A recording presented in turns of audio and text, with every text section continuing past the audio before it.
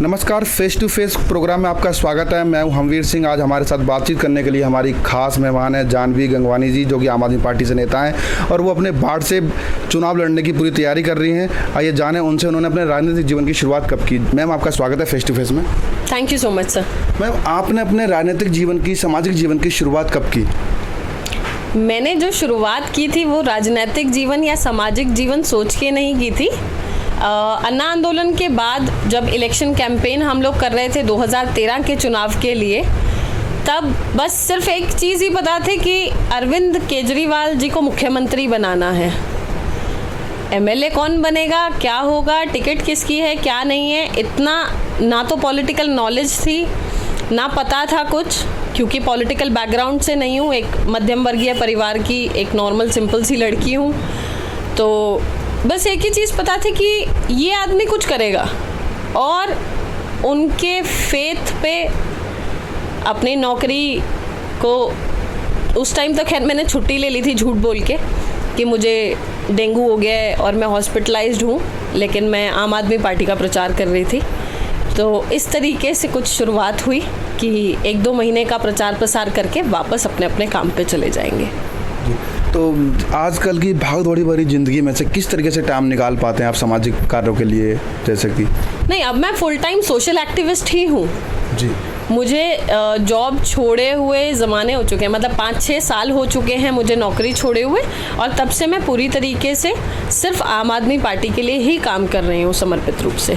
Ma'am, जैसा कि आप इस वार्ड से इलेक्शन की तैयारी कर रहे हैं और जनता से जुड़े हुए भी हैं, ज़मीनी रिपोर्ट, आप क्या क्या मुख्य रूप से समस्याएं देखती हैं अपने वार्ड में, जो कि आप चाहती हैं कि अगर मैं निगम पार्षद बनूंगी तो सबसे पहले ये काम करूंगी, वो काम करूंगी? देखिए, ऐसे बहुत सारे काम हैं जो करने हैं और करने पड़ेंगे, क्योंकि जो अभी फ़िलहाल लोग हैं निगम में, उनकी शिकायतें इतनी ज़्यादा हैं कि कई बारी तो मुझे उनकी फ्रस्ट्रेशन भी मुझ पर निकल जाती है लोगों की, कि वो ऐसा हो गया, वैसा हो गया, कोई नहीं आता, ये नहीं होता। मतलब मैं लोगों का दुख समझ पा रही हूँ, क्योंकि आप देखिए, दूध का जला छाछ भी फूक फूक के पीता है, तो उसको लगता है जब उसने कुछ नहीं किया तो पता नहीं ये करेगी नहीं करेगी। तो वो विश्वास लोगों के मन में जगाना है कि और किसी ने कुछ किया या नहीं किया। अरविंद केजरीवाल जी के आने से पहले दिल्ली में भी बहुत सारे लोग बोलते थे, अरे कोई बिजली फ्री नहीं होती, ये नहीं होता, वो नहीं होता, पर हम आए और हमने डिलीवर किया। सेम चीज़ मेरे साथ है कि मैं आऊँगी तो मैं 100% काम करूँगी। और जो अभी तक लोग फेस कर रहे हैं, देखिए, गंदगी की बहुत प्रॉब्लम है, गलियों की बहुत प्रॉब्लम है।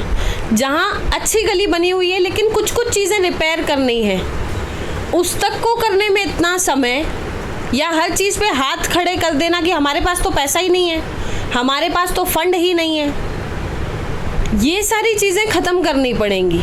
क्योंकि पैसा तो है, पैसा है, फंड है, नहीं है तो आप सरकार से मांगिए और सरकार दे रही है। अभी हाल ही में सरकार ने एमसीडी के कर्मचारियों की तनख्वाह के लिए एडवांस में पैसा अलॉट किया है। आप सोचिए, सरकारें काम करने के बाद भी पैसा देने में कितना समय लेती हैं, क्योंकि हर चीज़ का एक प्रोसीजर होता है। लेकिन माननीय मुख्यमंत्री श्री अरविंद केजरीवाल जी ने ये देखते हुए कि हालात इतने बुरे हैं कि लोगों को अपना घर चलाने में मुश्किल आ रही है, भाई इंसान रोटी तो खाएगा ना, रोटी के बिना तो आप भी नहीं रह सकते, मैं भी नहीं रह सकती, तो तनख्वाह आएगी तो रोटी आएगी ना, बिना तनख्वाह के रोटी कैसे आएगी आप बताइए। तो वो देखते हुए एडवांस में एमसीडी को अभी 293 करोड़ और समथिंग का एक अमाउंट है, एग्जैक्ट अमाउंट मैं कंफर्म नहीं हूँ, तो वो पे किया है एडवांस में कि आप कम से कम लोगों की सैलरी दीजिए, आप उन्हें परेशान मत कीजिए, वो वाले लेवल पे। जी जी। तो जैसा कि आप ज़मीन से जुड़े हुए हैं, क्षेत्र की जनता से आप रोज़ प्रतिदिन जाते हैं, ये रिपोर्ट हमने देखी है, लोगों से बात किया है, तो मुख्य रूप से क्या करना चाहेंगे आप? सबसे पहला काम क्या रहेगा? सबसे पहला काम मेरा यही होगा कि जो काम पेंडेंसी में है, जो काफ़ी समय से लटके हुए हैं, पहले उन कामों को निपटा लें, और उसके बाद हम RWS के माध्यम से जाके, क्योंकि देखिए, आपकी गली की समस्या जितनी बेहतर तरीके से आप जानते हो, शायद मैं कभी नहीं जान पाऊंगी जब तक आप मुझे नहीं बताओगे। तो RWS के थ्रू जाके अगर हम काम करेंगे तो हम ज़्यादा लोकल लेवल तक ज़्यादा पब्लिक से कनेक्ट होके काम कर पाएंगे। जब चुनाव जीत जाते हैं, हम नेता बन जाते हैं, कोई भी पद मिल जाता है तो जनता से मिलना बहुत मुश्किल पड़ जाता है। ऐसा भी सुनने में आया, कुछ लोग फ़ोन नहीं उठाते हैं या कोई और उठाता है। समस्या का समाधान कैसे कर पाएंगे जब वो मिल ही नहीं पाएंगे? तो ऐसा कैसा आपका व्यवहार कैसा जनता के बीच में? सर, व्यवहार मेरे बताने से बहुत बेहतर होगा अगर आप जनता से पूछें। देखिए, मैं कोई नेता नहीं हूँ, मैं कोई पॉलिटिकल कोई परिवार से नहीं हूँ, मैं एक लोकल सी लड़की हूँ, यहीं पैदा हुई हूँ, मैं इसी घर में पैदा हुई हूँ, मैं यहीं रहती हूँ। और ये जो लोग हैं, ये सिर्फ लोग नहीं हैं, इनमें से आधे लोग मेरे चाचे, मामे, भाई, बंधु, सब जानकार, आंटियां वांटियां, सब जानने पहचानने वाले लोग हैं। और जितना मैं समझ पाती हूँ, निगम का चुनाव एक बहुत ही लोकल स्तर का चुनाव होता है, जहाँ इंसान अपना एक व्यक्ति चाहता है, जहाँ इंसान वो चाहता है कि जिससे वो अपने घर परिवार से रिलेटेड मुद्दों पर भी बात कर पाए, परेशानी भी डिस्कस कर पाए, तो वो वाली चीज़ है। तो मैम, आप क्या मैसेज देना चाहेंगी जनता से, आप हमारे माध्यम से, जन मीडिया टीवी के माध्यम से, और वो आपको को वोट क्यों दें, आप ही को क्यों चुने वो? देखिए, मैं सिर्फ इस विश्वास के साथ आपसे वोट मांगने आई हूँ कि जब हम आए थे, हमने आम आदमी पार्टी बनाई थी, तो बहुत सारे लोगों का ये विश्वास था कि यार बोलते तो सभी हैं, पता नहीं तुम लोग करोगे कि नहीं करोगे, और हमने करके दिखाया है। हम 5 साल बाद हिंदू मुसलमान पे चुनाव लड़ने नहीं उतरे थे, हम 5 साल बाद इस बात पे वोट मांगने नहीं उतरे थे कि आप पंडित हो मैं भी पंडित हूँ, आप शर्मा हो मैं भी शर्मा हूँ। हम अपने काम के रिपोर्ट कार्ड पे चुनाव लड़ने उतरे थे और जनता ने हमें स्वीकार किया, हमारे काम के दम पे स्वीकार किया। आप सोचिए, मुख्यमंत्री हमारे हैं, अगर एमसीडी का जो पर्सन है वो भी हमारा होगा तो विपक्ष और पक्ष वाली बात ही खत्म हो जाएगी ना। फिर तो हम ही पक्ष हो गए, हम ही विपक्ष हो गए, तो काम करने में बहुत आसानी हो जाएगी।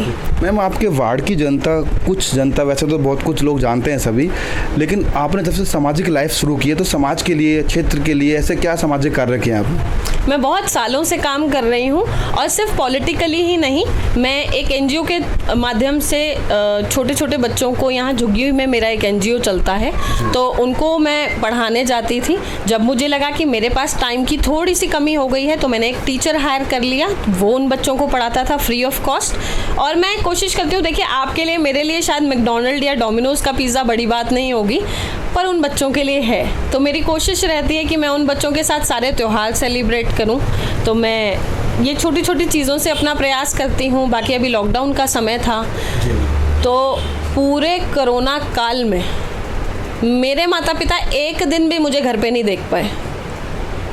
हालांकि रिस्क था, इसलिए मैंने मम्मी पापा को ऊपर शिफ्ट कर दिया था, मैं नीचे रहने लगी थी, ताकि मेरी वजह से मेरे पेरेंट्स इन्फेक्टेड ना हो।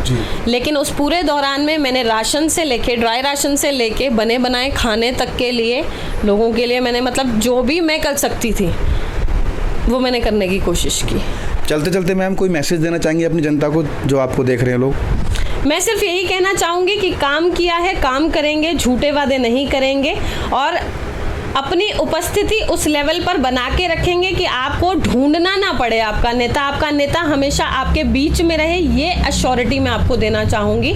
आपके वार्ड कोई बहुत बड़ा क्षेत्र नहीं होता, तो मैं विश्वकर्मा पार्क में रहती हूँ, विश्वकर्मा पार्क के जिस घर में मैं रहती हूँ उसी घर में मेरा जन्म हुआ है, और बचपन से यहीं पली बड़ी हूँ, तो यहाँ के लोकल मुद्दों से मैं अपने आप में ही बहुत अच्छी तरीके से वाकिफ़ हूँ। आप जो बताएंगे वो तो बताएंगे ही, तो प्लीज़ सपोर्ट कीजिए, और जो भी बेहतर से बेहतरीन काम हो पाएगा मैं आप लोगों के लिए ज़रूर करूँगी। हमसे बात करने के लिए बहुत बहुत धन्यवाद। शुक्रिया सर।